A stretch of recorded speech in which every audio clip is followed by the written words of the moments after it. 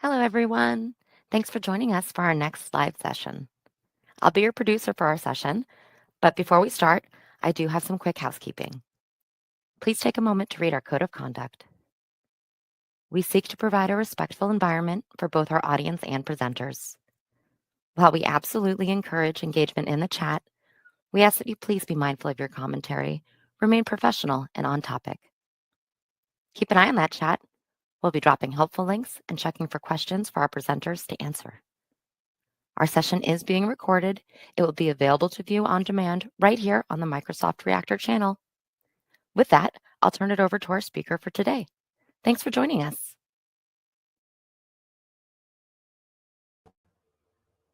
Thank you very much. My name is Arian Nevjestic. I'll be presenting this session on supercharging your DevOps with Copilot and Azure GitHub Copilot tooling.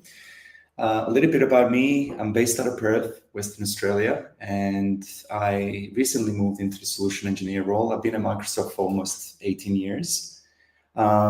Spent some of the time in kind of the SharePoint space, as you can imagine, the peak era of SharePoint, then moved into modern apps. And now I am thankfully in this new era of the generative AI and apps, the perfect combination. So for today, it will be less about slides and it will be more demoing content and running through some scripts. Essentially, the task for today that I'll be running you through is we'll be deploying, and I've already deployed ahead of time, a quick AI app.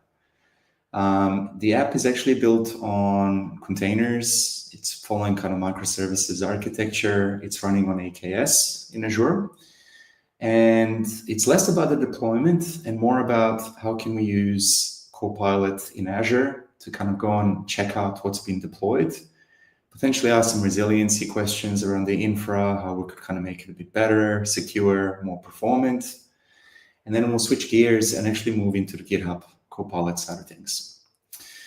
In terms of the tooling, as you can see here, Copilot in Azure is useful for interacting with Azure-based resources. So looking at the deployments, analyzing logs, potentially. Just 1 second. I'm going to stop the sharing for a second. Okay, we'll stick to this because the slides are moving too fast.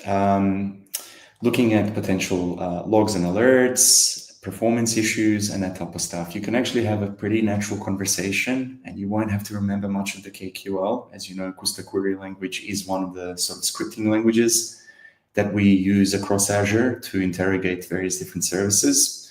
So I think hopefully you'll see the power of Copilot in Azure and bring it inside your day-to-day job. And then on the GitHub Copilot side of things, what we'll be doing is we'll actually be tightening up the CI/CD pipeline that was originally used to spin up this infrastructure and the code. We'll be tightening up some of the Docker files as well. So getting Copilot essentially to suggest some of the security fixes or improvements that we could make. Other things that you could also do with GitHub Copilot, of course, in agent mode, you can get it to do kind of spec-driven development and build entire apps out of it. But for the exercise today, we'll just look at kind of instrumentation, telemetry, looking at insecure code patterns and that type of stuff. So with that, let's quickly run you through the app. What is it made up of? So I'll quickly just share my screen, a different screen.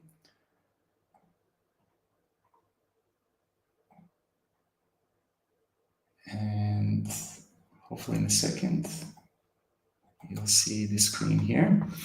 So behind the scenes, I've already deployed some infrastructure. So I'll walk you through the resource group that we've got here. So we've got an AKS cluster, we've got some OpenAI instance, Cosmos DB, managed identity, and there's a service bus used for communicating across the different web services. Now, in terms of the actual app, what does it look like? Well, there are actually two front ends. One is the pet store front end, where you can just imagine it's a typical sort of e-commerce website.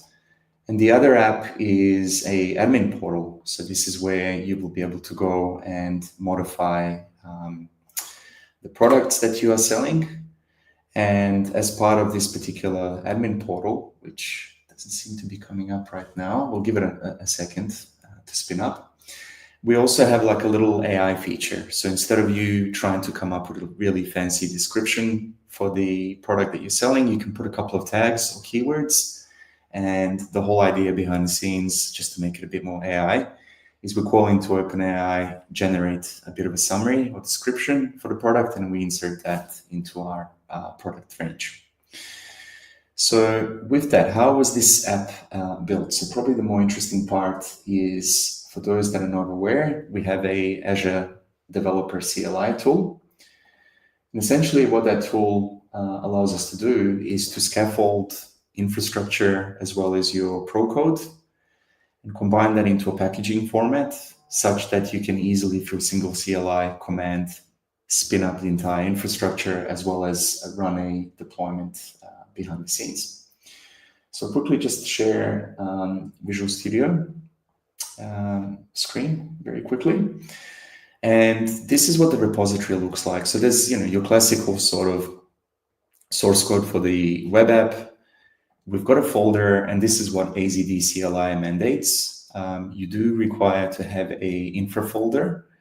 Within infra, we have a bicep folder, and basically all our infrastructure to deploy the required infra services is defined in the particular bicep files. The entry point for the bicep file is the main.bicep. We supplement that also with parameters, so we can actually tweak stuff in. So very typical infrastructure as code. But the more interesting stuff is this azure.yaml file. So if I just bring that one up here, Azure YAML is actually the manifest file that helps put together all of this power behind AZD CLI. And what we're doing there is we're providing a name for the AZD CLI, and then we're providing some hooks. So there's a pre-provision hook, and it's for different operating systems. So if you're using like Linux or Mac OS or any of those type of environments, we can provide the shell equivalent supporting scripts. And you'll notice the references to these scripts. We have the scripts actually here, and we'll have a quick look through that as well.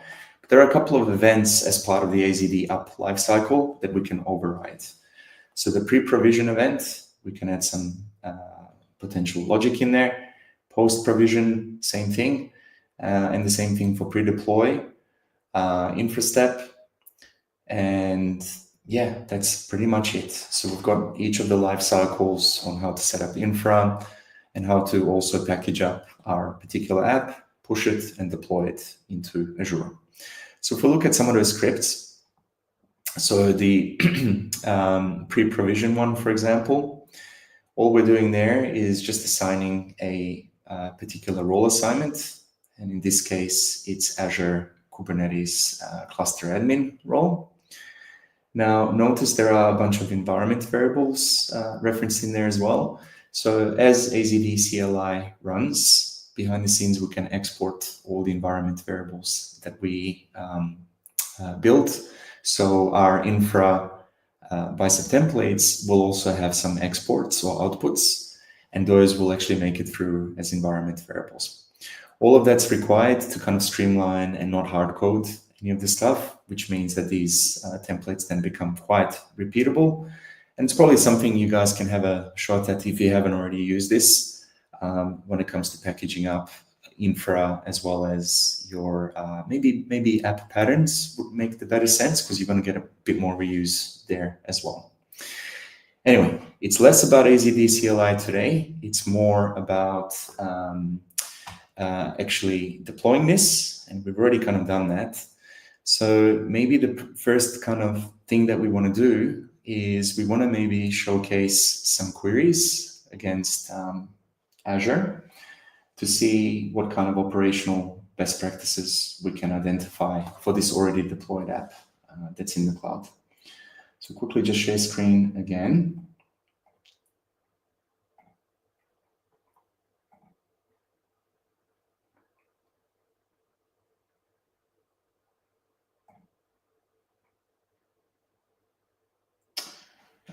This one here will do.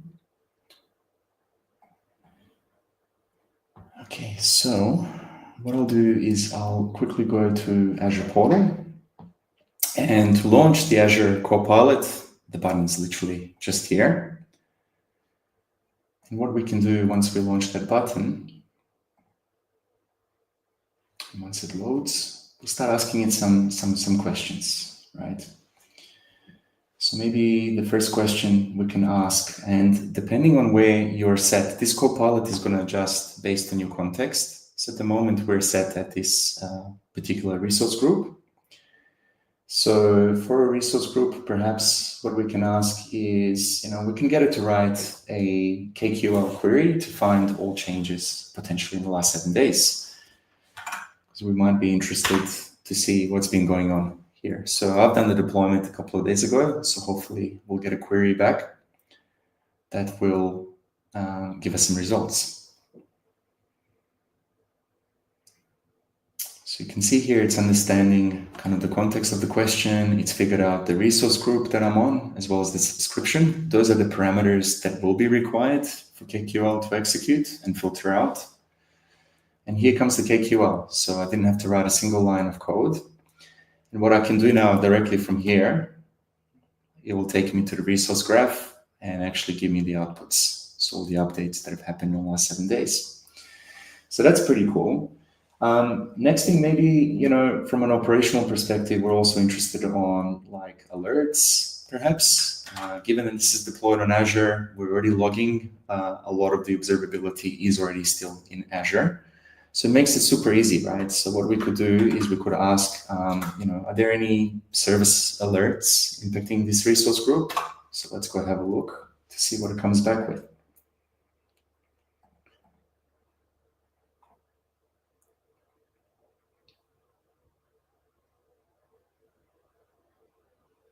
Okay, so no alerts. Great. I can actually go and click on the alert tab as well. It will take me to the Azure Monitor alerts. But maybe what we want to do is drill a little bit deeper into AKS. Not everyone's an expert in Kubernetes, and this might be a great tool to kind of go and quickly get used to the Kubernetes ecosystem. So we might ask a really high-level question, what's the current health status of AKS cluster?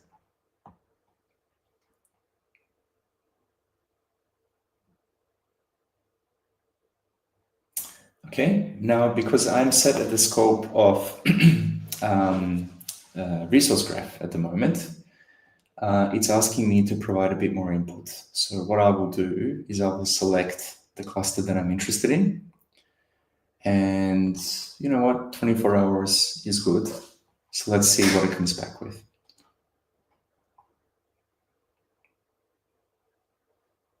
There we go. So no real kind of issues. It's created a nice little summary for me. It's a fairly new build, so it's already up to speed with the latest, greatest sort of build numbers. Yeah, I'm happy with that. So now what we might want to do is let's go a bit deeper. So let's go into AKS. And of course, you can go and look at some of these things directly from the panels here. But let's keep it all back on the Copilot level. So let's go and ask it, what are we interested in? Maybe some namespaces. Let's find out what are all the namespaces that make up this app. So I'll run a question quickly on that as well.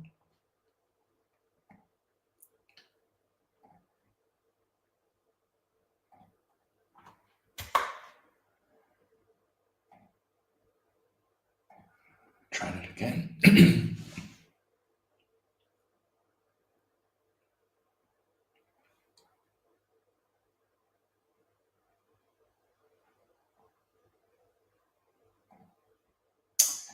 Let's just try that one more time.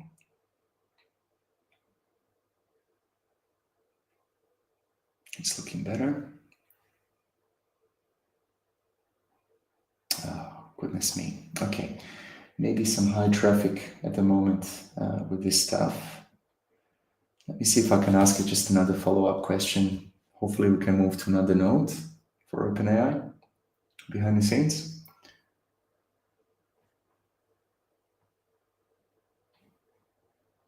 Okay, so that seems to be working. The last query seems to be okay.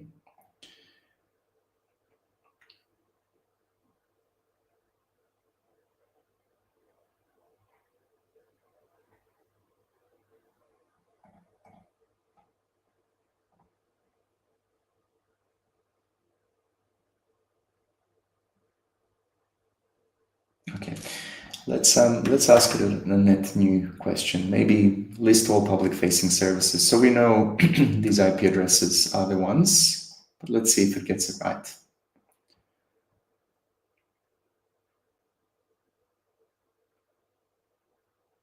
Ah, goodness me. Okay. Let's go and try the namespaces again. But ultimately, what you're seeing here with Copilot is it creates a plan, figures out the set of tasks it needs to perform, and because it knows the endpoints behind the management plane of Azure, it goes and executes those things in the background for us. I might just do a quick check just to see what's happening in the backend at the moment, because yeah, it doesn't look like it's responding. I might quickly start a new chat. That might bounce us to another set of clusters behind the scenes. We can try that question again.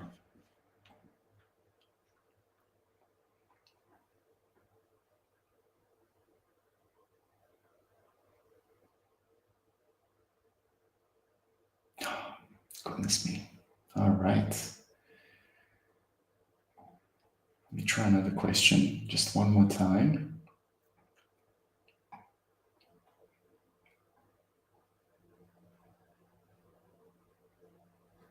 Okay, that one seems to be okay. Let me try some resiliency questions. So if we step out of the AKS one and into the resource group, let's just ask, which services are zone redundant, which ones aren't, because that's a typical question that comes up all the time, with customers and managers, making sure the solutions are there. Okay, so it looks like queries at the resource group level seem to be functioning. We might need to skip maybe some of the demos on AKS. But in a real life, in a working scenario, what we should be getting are results like namespace lists, ingress, controller IP addresses, all that type of stuff should be coming back through Copilot, just like this stuff here is as well. Cool. All right. So this is constructed basically a KQL query, scoped again to the right subscription and resource group.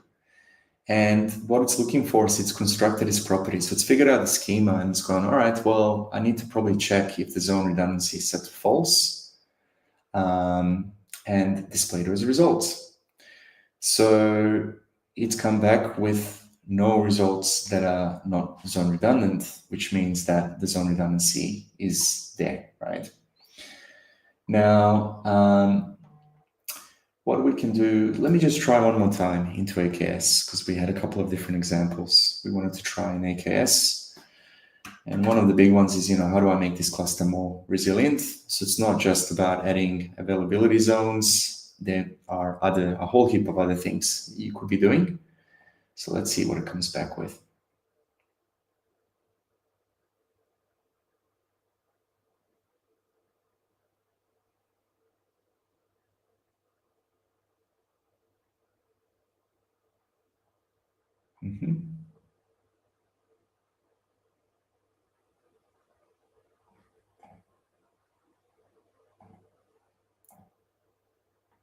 Okay, it seems to have gone down a particular path, but not 100%. It's trying to look at some network stuff. Let me try and modify that query.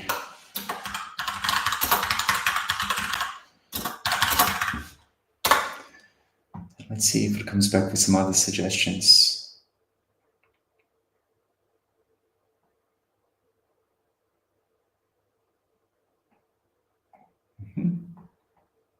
Okay, so we'll select the cluster. See, it's created a slightly different plan now, which is what we want. And let's see what it comes back with. Okay, it's got some availability zone stuff. This is looking mostly probably at the public docs. Let's check this. So how would I make this availability zone extended on this cluster?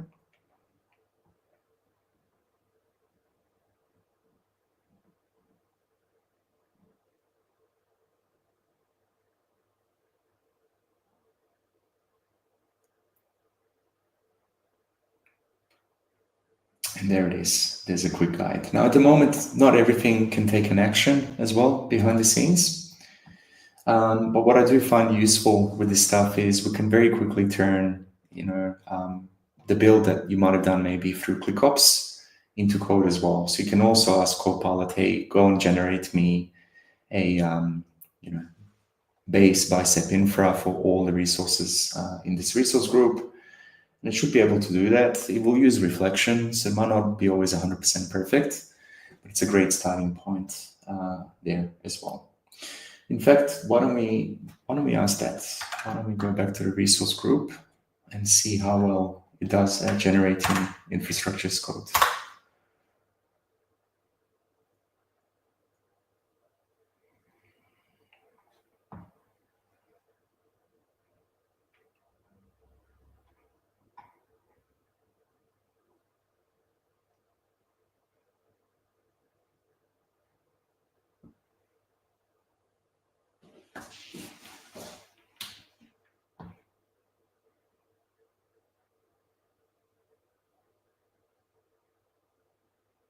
Okay, this operation is taking a bit of extra time, which is expected.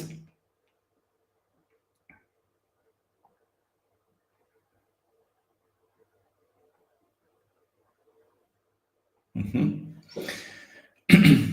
here comes, it's still crafting the answer. But there it is. It's basically built the bicep required for us to modify the existing Kubernetes cluster and changing some of the node sizes and the availability zones. So that's pretty cool. Now, what we might want to do is maybe switch gears. So now we kind of know generally what this Copilot in Azure can provide for us. What we can do is let's have a look at what the GitHub Copilot can provide for us as well as part of the developer flow. So I'll just quickly go back to VS Code. Hopefully you can see that now. So it's the same old code base, except I've logged in. I've got a little local branch here called improve build. Okay. And what I've also done is I've installed the GitHub Copilot extension. Now, you can install a GitHub Copilot extension for Azure as well. That's pretty useful. So pretty much most of the things that I was showing you in the GitHub Copilot, Azure Copilot inside Azure Portal, You can also go and invoke using an @Azure. So if I do an @Azure here, I can go and actually diagnose resources in Azure as well, directly from the CLI inside VS Code. So you don't have to live in the Azure portal to interact with the Copilot features of Azure Copilot as well. Now, what is the purpose here? What are we going to be doing? So on the GitHub, we have a bunch of workflows. There is this YAML pipeline. Well, there's a bunch of pipelines that actually can go on provision and build these services for us. And yeah, this looks fine, but it doesn't look like, if you look at the steps, it's just like logging in, it's building the container and it's pushing it. There doesn't seem to be much sort of focus or any focus on, enhancing the security there. So what we might want to do, and it's the same sort of principle in GitHub Copilot, if you select a file, you can see here in the chat interface, that is the context that it's going to kind of prioritize against and look at against when you are chatting against it. Now, you can also ask, I'm in an agent mode, which means it will actually work through and potentially apply the changes for me as well. And of course, you can go and change different models. At the moment, I've kind of been playing around with Claude Sonnet 4, seems to do a decent job. GPT-5 seems to do a decent job as well. But yeah, I wanted to kind of go on the other side of the fence and see what it's like with those other models. They're a little bit more, what I'm finding, at least with Claude, it's a little bit more verbose, a little bit more explainability into what it's doing and why. So if we go into this chat, what I might do quickly is I'll just start a new chat. And what I'll do is I'll drop a question. So for this file, I'm interested in adding some more security tasks. So let's see what it comes back with.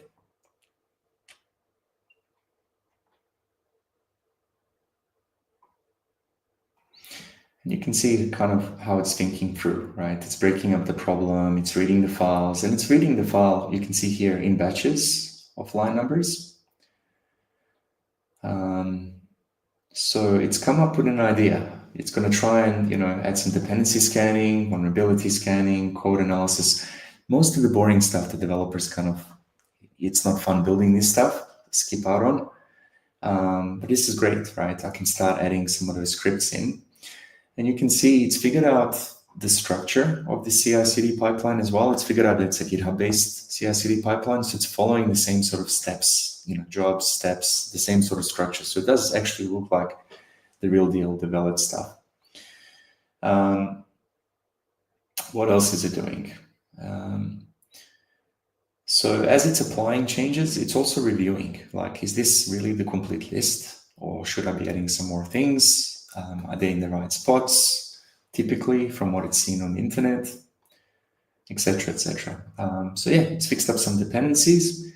Now, I can go and review this. I can also keep or undo. I can undo everything that it's done, because it definitely has made, you can see this logo here, it's definitely modified some changes directly in the file for me.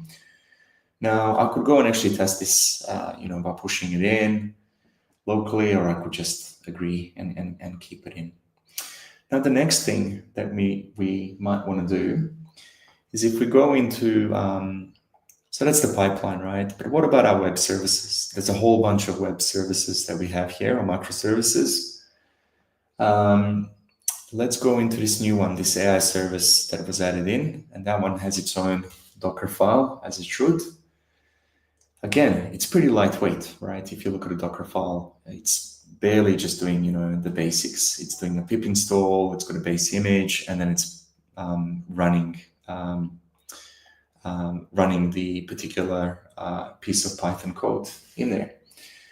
So what we might want to do there is we might ask it to kind of review this particular Docker file and come up with some suggestions around security improvements, right? So AI service, microservice, suggest some security improvements. Let's see what it comes up with.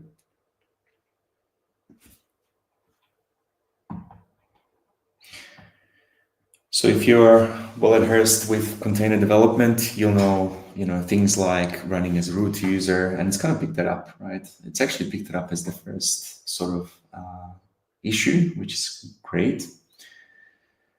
So yeah, it's come up with that. And now let's go and see what it's actually going to implement. It's actually going to implement those suggestions as well for us. So you can see here, it's it's adding a non-root user to the group. So it's running under a non-root sort of user. So exactly as described. And now it's kind of going and cross-checking, like behind the scenes, have I done the right stuff? And it says, yeah, there's already, it's gone and checked if there's a Dockerfile ignore file. So it's even considering that, right? It's gone in and it's made some changes. So it suggested maybe we need to ignore a bunch of other things like secrets, certificates, keys, temporary files, DS store. That's a common one for me because I'm on a Mac OS. I constantly get those things come through, both in git ignore files as well as Docker files. So that's a nice little pickup. It's figured out what operating system I'm on and kind of corrected it. Right. So still working on other changes, I guess, in the Docker file. Yep, so added some more groups, executions, packages. Yeah, that's a pretty good one. Cool. All right. Other things you can definitely do with the GitHub Copilot, and I would encourage you is to try the Specify tool. This session is not around spec-driven development, but it is a pretty hot topic. There's a lot of kind of contesting of, vibe coding was the thing. Now everyone's talking about Spec-It. Think of Spec-It as more clearly articulated goals and tasks that you want the Copilot or the Gen AI tool in your IDE to go and accomplish for you. Now, the harder part for me, at least as a human, is actually I get pretty lazy, right? I'll know roughly what I want the app to do, but I'll be pretty short with my instructions. And that's where I've kind of failed in vibe coding in the past, because I just kind of thought I'll take a shortcut, see what it comes back with, and then I'll fight the system with the content that's produced. Spec-It pretty much can auto-generate. So you'll still provide potentially some small inputs iteratively, but it will behind the scenes use generative AI to expand those prompts and build those prompts and actually store those prompts for you in a structure that you can source control. So that means that as you're building, as the agent hopefully is building those features for you, it's cross-checking whether it's met the right criteria of success. But it also means that when you then want another new feature, you can actually go and have a chat to specify CLI and add yet another step in there, or go to the existing, markdown files that it's pre-generated and create just a new set of tasks that it also now needs to accomplish, as you do, right, in software. So that's pretty cool. One other thing maybe that I wanted to show here as well is Playwright. So Playwright testing has been around for some time. It's generally used for kind of your API UI sort of level testing. It does compete with Selenium on some fronts there as well. And given that this is a web app, what we could do is, if we look at the code, we've already got some tests. There's a folder there with tests, with some code. So we can see some basic tests for API, the Playwright tests.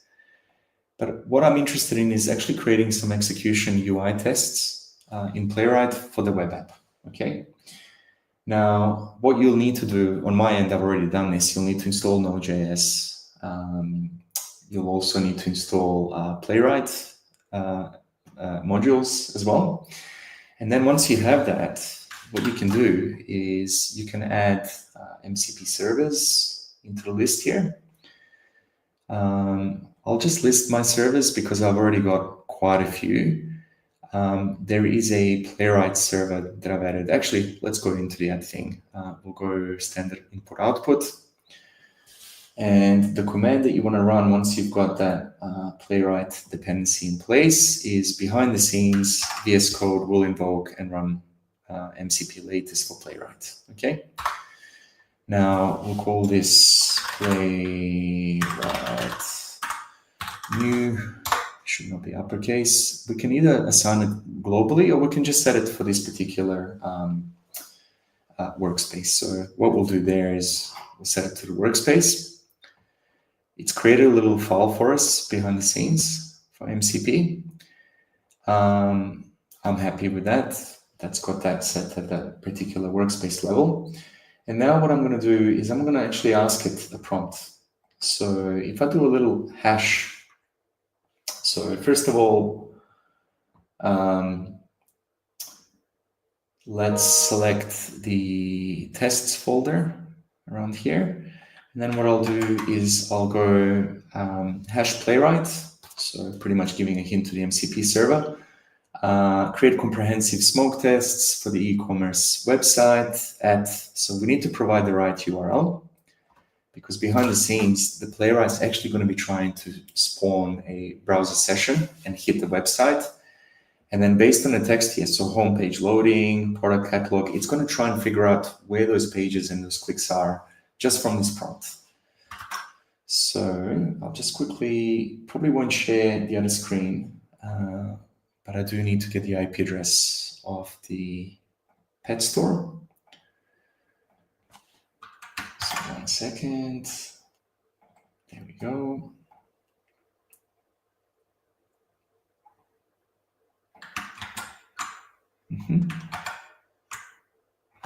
Okay, so we've got the URL there. And let's see how well it does this.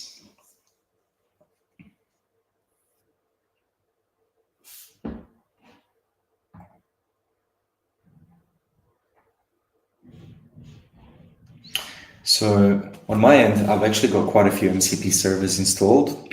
So selecting the right tool, the more you add, obviously the clarity of the tool selection could potentially drop a little bit. I think GitHub has a limit on number of tools that it kind of uses, even if you keep exceeding that limit, exactly for that scenario. So the relevancy becomes a bit better. But yeah, it's reading some tests. It's getting an idea how to kind of write these Playwright scripts. It figures out, okay, there's already a test structure in there. So now it's going to try and navigate. So I'm going to let this happen, right? Let it go to that particular URL.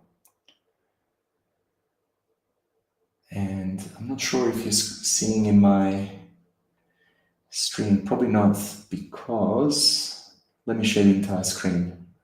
What I've gotten on my end is actually a pop-up. It's opened up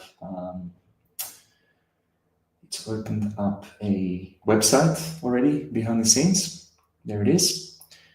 I'm going to allow that. So if you go back there, you can see that's the website that's popped up, the MCP server.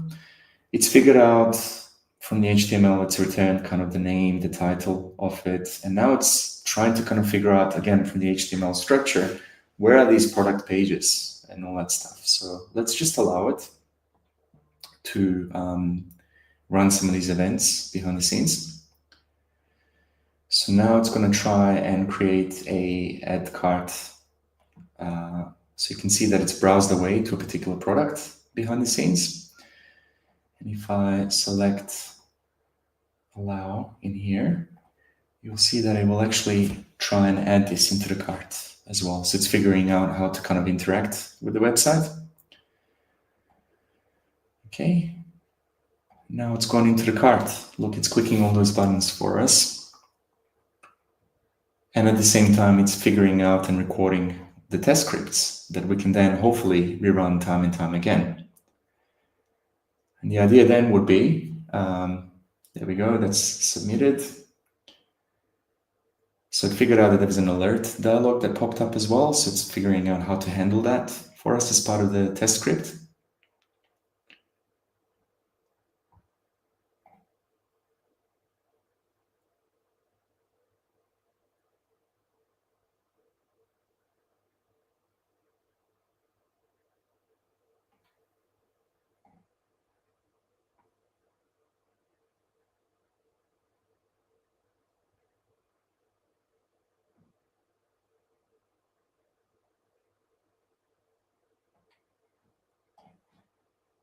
Okay. So now it's building the tests, the full test suite. So already some files have changed.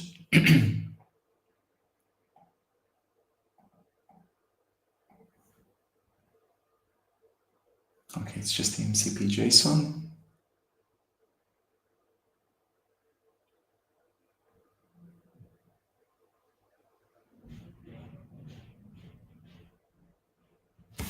Okay.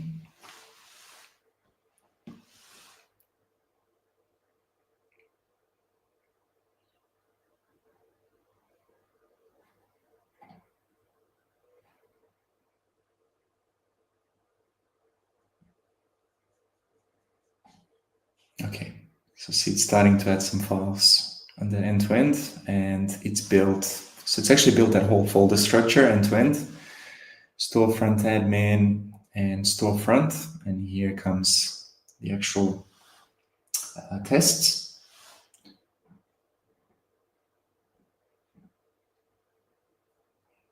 So we'll wait until this is finished, and then what we might want to do is just actually execute those tests locally from VS Code and see how well they perform.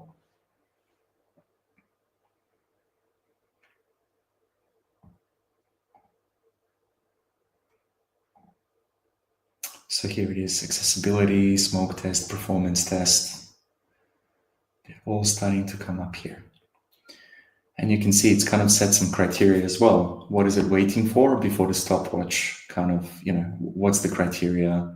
We can go and tweak that. Of course, it's given us some really good skeleton structure to begin with. Yeah, this is cool. Okay, it's going to create a runner script.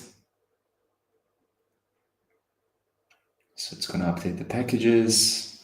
Here they are. So you can see now all those performance smoke tests are all in there. We'll allow for that to happen.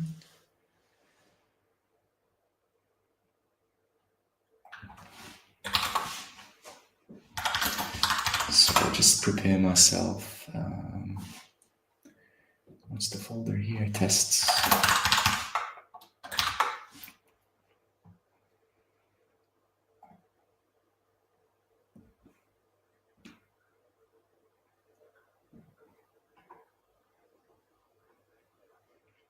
Okay, building up more tests.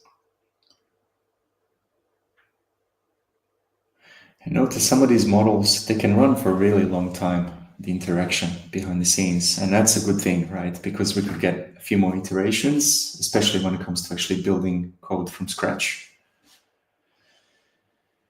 Look, I think I'll pause. I think it's done enough kind of tests for us. Now what I might want to do is I might run npx playwright test, and we're going to keep it not headless, we'll keep it headed when it executes those tests. Okay, let's go. Let's see what happens.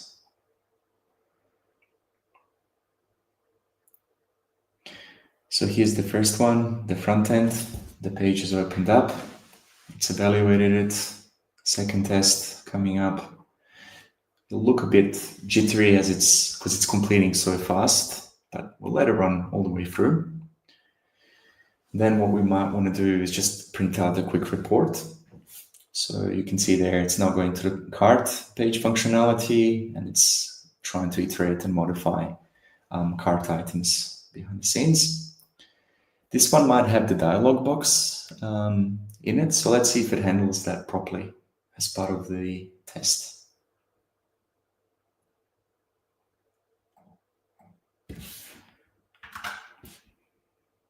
Okay, there it is. It's done that one. Checkout process.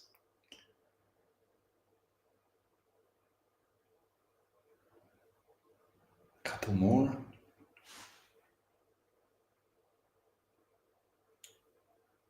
So some performance tests as well. Smoke tests. There it is. Front page, product one.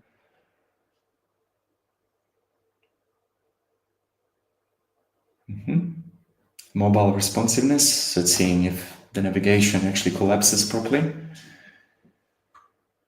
There it is. You can see how it's readjusting the size window.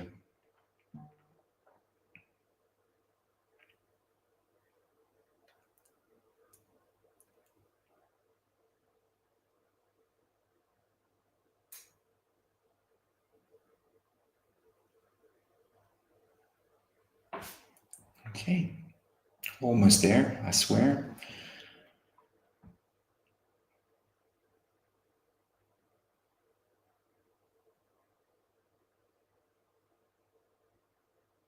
But yeah, if I had to do this by hand, I would definitely not spend that much effort into this. I mean, getting these tests in like 30 seconds is pretty good. So here we go. There's some tests that have failed. There's tests that have passed. So some of the performance ones and mobile responsiveness have actually failed based on the criteria that's in there. So we might maybe want to tweak some of that criteria. And again, you can have a chat directly with Copilot. You will figure out the file that's responsible for that particular test. And you could have an interaction with it to try and actually increase maybe some of those benchmarks so it actually passes if you really wanted to do that. But yeah, that's pretty cool. In terms of, yeah, that's really all the content I really wanted to show you. Now, this session typically would take a bit longer to run through. I didn't want to waste time watching a CLI screen, waiting for infra and the software to be deployed. I think that's the less interesting bit here. I think the more interesting bit is actually really the Copilot sort of capabilities. I might open it up if there's any sort of questions from anyone. And I think we've got a moderator in the back end.